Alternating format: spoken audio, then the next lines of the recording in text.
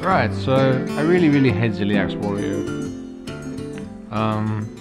Virus Warrior, Taunt Warrior, whatever you want to call it. I was thinking what kind of cards counter it. We have Sargeras, and we have Reno Jackson. They poof him out of existence. If you kill Ziliax with Reno or with Sargeras, they can't respawn it because technically it didn't die. It either got poofed or sent to the nether. So those are two ways you can counter it. Also Amunthul from Priest can do it. You can swap out Twisting Nether for your own Ziliax if you want. I hate that card so much that I refuse to play it. I'm going to play Twisting Nether. Threw in Lord Jiraxis for the memes. It actually turned out to be pretty good in the current meta. If you're playing against control decks, 2 mana 6/6 is actually still pretty strong. Also having the double hero. If you play Jiraxis first and then you play Reno, you keep your weapon, so nothing lost there. If you played Reno Jackson first, you got the poof, and then you play Lord Jiraxis, you can play 2 mana 6/6. Symphony of Sins is a very strong card. This is an attrition style, long game, fatigue style deck. You want to just have more cards in your deck than your opponent. Symphony of Sins shuffles cards into your deck, removes cards from your opponent's deck, so it lets you just have more cards in your deck, and then your opponent can die to fatigue damage in the worst situation. Marin also shuffles extra cards into your deck and provides a lot of value. Even if you pick the card that gives you 3 extra cards, when you draw it and it costs 0, that's fine. But with Symphony of Sins, just don't ever play the card that gives you 6 cards. Don't draw 6 with Symphony of Sins, just as a rule. You'll have so many cards in your hand, you have a lot of heavy stuff in your deck, you're going to have cards sitting in your hand for a while.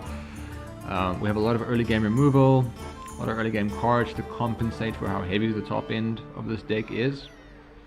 But don't draw 6 with Symphony of Sins if you can help it. That's the one thing you just shouldn't do. Gorgonzomu plus Mixologist can literally just win games in the early game. If you play Gorgonzomu on 3, and then on 4 you play Mixologist. Mixologist, you're looking for the option that gives you 2 damage to all. If you deal 2 damage to all and then plus something else, and then you play the cheese from the previous turn, you clear the opponent's aggro board, and then you summon a board of your own, it'll just lock out any aggro deck most of the time. It does struggle against tempo, so Elemental Shaman is a weakness. Also Rogue Shaman, but Rogue Elemental is a weakness. Doomsayer, you can swap this card out as well for something else. So Twisting Nether, Doomsayer, those are the 2 cards that you can really just swap out. Even Greedy Partner, maybe even Mortal Eradication, you can swap that out for something else as well. So there's some flexible options in the deck if you prefer something else or it's meta dependent. Here's the first game that I played against a Spell Damage Druid. He ran out of stuff, he wasn't able to combo me even though he had like +4 spell damage. I just had too much shit and he just couldn't deal with me. Here's a deck against an OTK Shaman playing Insidious OTK. He just died, he just couldn't get to his combo fast enough. I had 2 15/15s taunt on the board. It's pretty insane.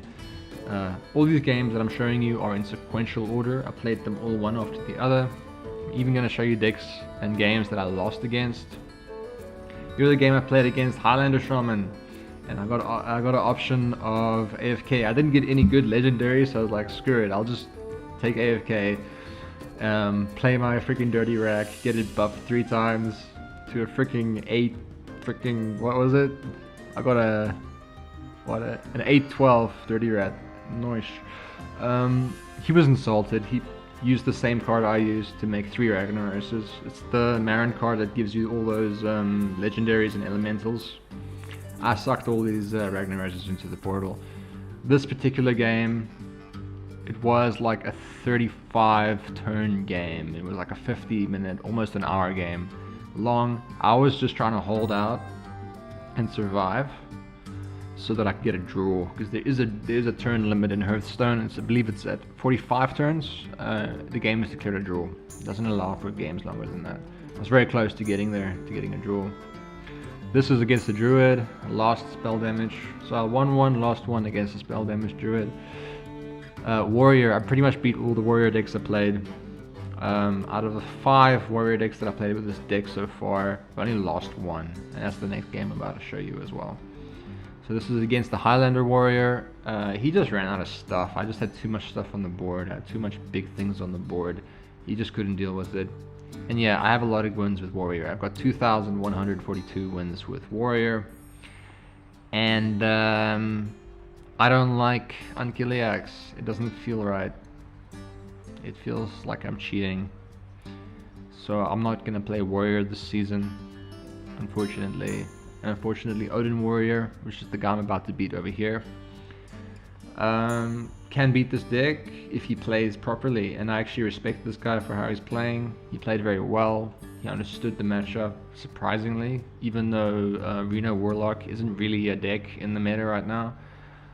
He understood that he had to save his cards up. He had to wait for a window to just one-shot me, which is exactly what he does here. He saved up all his stuff. He ends up with 2 cards in hand, 2 cards in deck, and he actually got me. Very impressive. If I had drawn my Symphony that does, discard 6 cards from his deck, I would have won. I drew 4 Symphonies, didn't get that one, But I appreciate Odin Warrior. It feels more classic, Frostbite plus Grommash. Got tempoed out on turn 5 by an Elemental Shaman here. It can happen, hey. Elemental Shaman and Elemental Rogue are weaknesses for this deck, so just note that. An Elemental Shaman is popular right now, so if you don't have these cards, even though these cards are pretty old, don't craft this deck. But if you have most of these cards and you only need to craft like 1 or 2, try it. It'll beat Taunt Warrior, it beats Virus Warrior, it beats all the warriors. I could have beat that Odin Warrior I showed you earlier if I'd realized soon enough that he was Odin. I thought he was playing Virus, so I played a little differently because I was expecting him to play Zilliaxes. He didn't, he was playing Odin. So I threw away some of the cards that I shouldn't have thrown away in that game. This is against the Virus Warrior, and I would just like to illustrate real quick against what's his name, Tysic 1987. So I'm guessing he was born that year, or he has a daughter born that year, or his mother was born, I don't know, somebody in his family was born in 1987. Played Doomsayer here. I'm full of cards here, but it also makes my opponent's turn pretty awkward. Playing Doomsayer on an empty board is surprisingly a good play if your opponent's hand is full of cards. Just know, playing Doomsayer on an empty board, if your opponent has a full hand of cards, it's really strong because it creates this old school situation where you have to dump cards. As you can see here, I got lucky. I drew a Felstring Harp, which meant I was able to throw away my coin but still draw a card, heal for 2. So that's pretty nice. But now my opponent on his next turn has got a handful of cards. So Doomsayer slowed things down quite a bit here. Even though it doesn't look like much happened, it really slows things down. So now my opponent's thinking, what's he gonna throw away? Okay, I'll play my armor card, no problem. I'll press my hero button. Okay, he plays this one. He cycles it. I could have punished him here. I could have decided, hey, I'm gonna leave that 0-2 on board. I'm gonna force you to keep drawing, but my hand's also full, so I have to get something out of my hand. So I throw away my board clear, so that I don't have to burn a card. And now my opponent's in the same situation. He has his ramp card, so it didn't seem to affect them all that much, but in general it can make a really big deal. I'm thinking about playing Dirty Rat, but I have a feeling that he has Zilliax in hand, so I don't play it. I just throw away my my Defile, because I feel I don't need this card, because I know it's Virus Warrior at this point. He's playing the ramp, he's playing all these other things, he hasn't played anything else. Virus Warrior pretty much only plays a few cards, a few minions, and not much else, because he's trying to use, there's a 5 mana epic. It summons a card from your hand, deals 5 damage to it, and he doesn't want to have too many minions in his deck so that he can pull it up more consistently. I play my Symphony. I luck out. I'm able to remove the top 6 cards of his deck. This makes a big advantage. I get rid of a hydration station there, a board clear, and then one of his sleep cards. So that's a pretty good hit. If you can hit Control Warrior's board clears, One game I had 3 board clears, so he wasn't able to clear my board after playing that. Even though I didn't hit his un-killiaxe, I didn't hit anything important except his board clears. So I pretty much hit all of them, and it really made things messed up for him. So I don't want to kill un-killiaxe here. I got very lucky with the Dirty Rat. I was able to sack my Dirty Rat for his Dr. Boom, which removes his ability to summon mechs in the future. And I also killed the Hydration Station already at this point. So he's feeling pretty bad. Imagine playing Taunt Warrior and not being able to play Dr. Boom, not being able to have more than 1 Hydration Station. So he's got 1 un-killiaxe and 1 Hydration Station. That's his deck right now. As you can imagine, next turn I'm going to play Sargeras. I'm going to suck his un-killiaxe into the portal, and that's going to prevent him from resummoning it. And that's pretty much the idea. This deck was built and designed to kill this opponent. So if you're facing a lot of Taunt Warrior, you're facing a lot of un-killiaxe Warrior, this is the deck that will, I guarantee you, win you games. So long as you understand, you don't want to kill his un-killiaxe outright. You want to use either Yogg-Saron to take control of it. You want to use Sargeras to suck it into the portal. You want to use Reno Jackson to poof it away. You don't want to kill it, especially if it's the first un-killiaxe that he plays. You don't kill it. You want to use a cheap sort of like take control of it, or poof it out, or suck it into the portal, so that he can't resummon it. So he's got a Hydration Station still, and he's like, oh shit, I can't resummon un-killiaxe. He sucked it into the portal. So he even understands that. He's a really good player. He understands already at this point. I can tell that it's not possible.